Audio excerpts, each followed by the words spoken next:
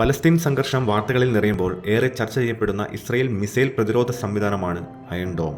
സംഘർഷത്തിന്റെ പശ്ചാത്തലത്തിൽ ഹമാസും പലസ്തീൻ തീവ്രവാദികളും തൊടുക്കുന്ന മിസൈലുകൾ ഇസ്രായേൽ പതിക്കുന്നത് ഒഴിവാക്കുന്നത് ഈ പ്രതിരോധ സംവിധാനത്തിലൂടെയാണ്.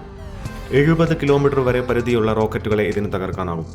ധാരാളം ഭീഷണികളെ ഒരുമിച്ച് നേരിടാൻ കഴിയുന്ന ഈ സംവിധാനം പ്രതികൂല കാലാവസ്ഥയിലും പ്രവർത്തനക്ഷമമാണ്. റഡാറുകൾ, നിയന്ത്രണ കേന്ദ്രം, മിസൈലുകൾ എന്നിവ ഉൾപ്പെട്ടതാണ് അയൺ ഡോം. റഡാറുകൾ ശത്രുവിന്റെ റോക്കറ്റുകളുടെ സഞ്ചാരപഥം കണ്ടെത്തി നിയന്ത്രണ കേന്ദ്രങ്ങളിലേക്ക് കൈമാറുന്നു.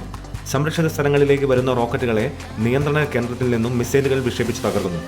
ഇസ്രായേലാണ് അയൽ രാജ്യങ്ങളിൽ നിന്നുള്ള ഭീഷണികളെ തുടർന്ന് ഈ സംവിധാനം ഉപയോഗിക്കാൻ ആദ്യം തീരുമാനിച്ചത്. ജനവാസ മേഖലകളിലേക്കും മറ്റ് തന്ത്രപ്രധാന മേഖലകളിലേക്കുമുള്ള മിസൈൽ ആക്രമണങ്ങളെ നിർവീര്യമാക്കുക എന്ന ലക്ഷ്യത്തോടെയാണ് അയൺ ഡോം പ്രതിരോധ സംവിധാനം തയ്യാറാക്കിയിട്ടുള്ളത്.